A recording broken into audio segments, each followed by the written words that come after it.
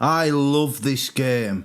Before I say anything else, I want to make it crystal clear that this obsession of ours, Fantasy Premier League, I love it dearly. It's a game that keeps me connected with my friends, giving us something to talk about, facilitating the conversation until we meander around to the truly important topics we need to discuss about our lives, our families, the problems we're struggling with and so on. We start talking about who we're going to sign and who we're going to play and when we're going to use our trips, and oh, how are things with the missus? Oh shit mate, I'm sorry to hear that. How are you coping? Oh mate, that's awful. Tell me about it. Let me know how I can help. Ah well, it could have been worse. You could have captained Cunha. This game gives us that into people's lives. It gives us the opening to have the conversations we should all be having more. And then it gives us the out, leading us both back to more comfortable territory. We've shared the emotions and now we're back to the safe conversation. Both of us the better for it. I love this game because it gives us that. I love this game not only because it enhances our relationships with old friends, but because it introduces us to new ones. I spent a wonderful couple of hours last week chatting with Gary, Stevo and Triggerlips over on the FPL Have a Beer channel, and like, these three blokes who I've never met in real life, two of whom live hundreds of miles away and one who lives on the complete opposite side of the world, they cracked on with me like we've known each other for years. I've done one interview with Gary, one game week preview with Stevo, one watch along with the pair of them, and I've never spoken to Trigger in real time before, yet I felt as comfortable having banter with those three as I do having banter with my mates in real life. It's quite hard when you first go live with people because you're never quite sure what they're going to make of you. You're never quite sure how much of yourself to put on display for the world to see. And on my own channel I have at times adopted a persona, but when I go on these other channels I've made the conscious choice to be myself, to have banter with the hosts in the way I would with my mates and trust that it'll be okay. And I don't know whether Gary, Stevo and Trigger are just being polite or they actually like the cut of my jib, but whenever I record anything with them I walk away feeling better about myself, feeling more accepted, feeling like I've found this small corner of the world where I can be myself and people get it. And it's this game, it's FPL that's given me that, and that's another reason why I love this game. I love this game because of how it enhances my knowledge of football and deepens my enjoyment of matches that otherwise wouldn't matter. We can all enjoy a game like Barcelona versus Inter Milan. We can all sit back and appreciate that it is something very entertaining and wish that more of the sport was played in such a manner. But what FPL does is it makes the most random, obscure games in the league matter to us.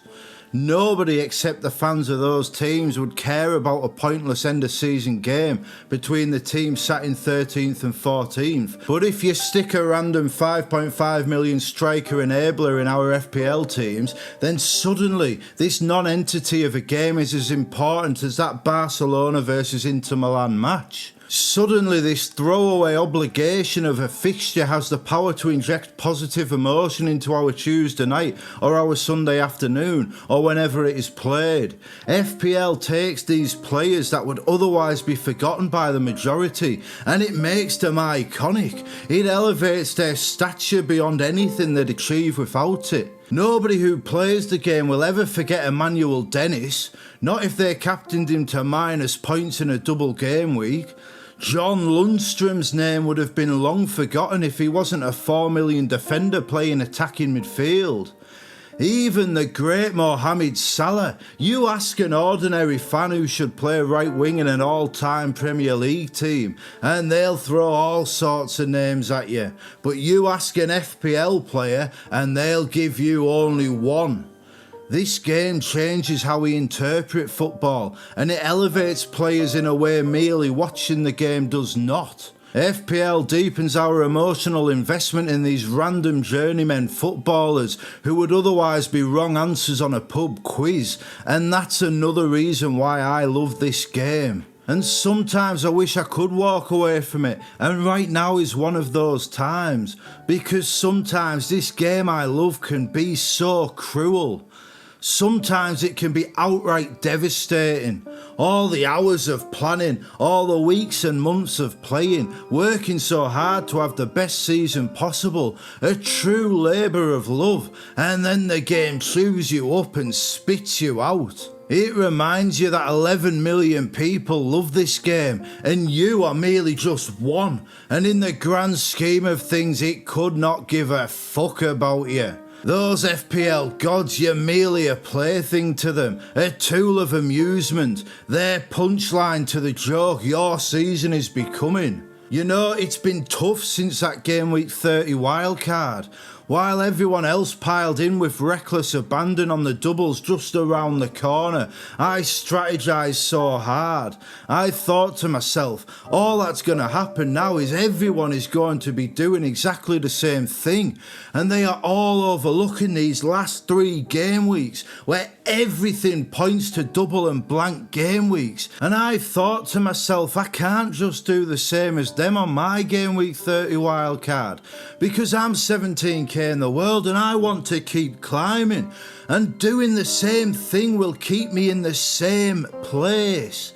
Not only that, but we'll get to these last 3 game weeks and everyone will be fucked, because they won't have the players or the chips to navigate them, and I don't want my season to end like that. And I watched as everyone piled in on the double game week players and it paid off.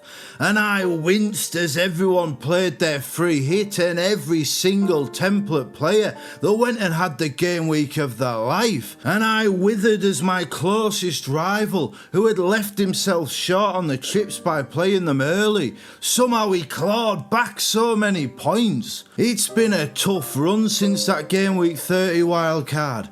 But the way this game could give that joy to those who benefited, the way it could create this impossible comeback narrative for this glorious underdog in my mini-league, I loved that this game could do that. And even though I was suffering, it was alright, because I knew I had my free hit. I knew my moment would come, and it would be my turn to feel that joy, to experience those beautiful moments that only this game I love can provide. And in the back of my mind, I thought, even though it's not a double, game week 36 might still be the one. And even though my new friends, the ones I've met through this game I love, even though they urged caution and counselled against it, I felt this week was the one. As we got closer, I became more sure. And then the leaks came in. Haaland starts, De Bruyne starts, Marmoush benched. Finally, I thought. Finally, after so many weeks of pain since that game week 30 wildcard, finally it's my turn. It's my turn to get those differential gains. It's my turn to feel that joy so many have felt recently. Finally, I'm going to put this mini-league title race to bed. Finally, I'm going to climb back up these overall rankings. Finally, it's my turn. And now here I sit, and those FPL gods have once again forsaken me. The free hit advantage is gone. The mini-league hangs in the balance. Everything I've worked so hard for all season is slipping away from me after the most ridiculous, farcical, savage game week I've ever experienced. And look, you can look at my team and think what a stupid bastard I am. And maybe I am. Maybe I have brought all this on myself. But all of those decisions can be justified. Triple Forest defence looks stupid now, but over the course of the season their defence has been elite. And yes, they've had a few iffy games, but most of those were when Aina was out, and now he was back. The evidence shows teams with something to play for tighten up at the back. They concede fewer goals, and Forest were up against a team who had only scored in 3 of their last 15 games.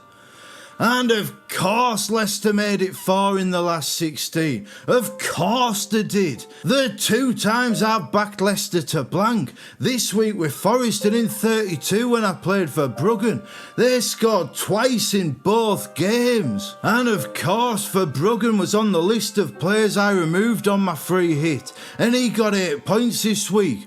As was Munoz, who got 11 points, and Big Dan Burn, who got 11 points. And yeah, I got 6 points off Gvardiol, but so did almost everyone, so little was gained there. And then in attack, fuck me, like. One of the worst teams in Premier League history. A team who concede more goals than anyone. Who concede more chances than anyone. Of course you're bringing the best creative player the league has ever seen. Of course you're bringing the most explosive goal scorer the league's ever seen. Any of those social media snipers, those hindsight merchants, those blood-sucking vampires who feast off the misery of people trying their best. Any of those who say that was a bad call, they're lying. Good decision, bad outcome has become a saying to mock people with this season. But my fucking god, like, can you imagine if De Bruyne and Haaland had gone off like everyone in the world imagined they would, and I'd been sat here with a free hit and not used it to get them? How stupid would I have looked then? It's like the great late riser says, in a game of luck, all you can do is put yourself in a position to get lucky. And I did that, and somehow a team with 6% odds of a clean sheet pulled it off against those legendary attackers. And not only that, but Brentford, a team who attack with reckless abandon. Goals, goals, goals in all the recent games. They play another relegated team and they get 1 bloody goal. And yeah, it's great that Sharda got me the goal, but 1-0? Brentford and Man City against 2 relegated teams and they get 1 goal between them? Fuck me, like. And of course I took Murphy out, 5 points. I took Bowen out, 8 points. I had Eze in most of my drafts and I took him out to squeeze in Salah, 16 points. At least the Gladiator didn't have Eze, but he had Bowen, he had Alanga, he had Chris Wood, he had Pope in goal and Munoz, and he captained Mbumo rather than a blanking striker. And somehow, in a free hit week with so many delightful fixtures for so many great players with such great points potential, somehow I scored just 37 points. My mini league lead is slashed by over a third to 35 points, and I dropped nearly 25k in the overall rankings, all the way down to 59k, my worst position since game week 17.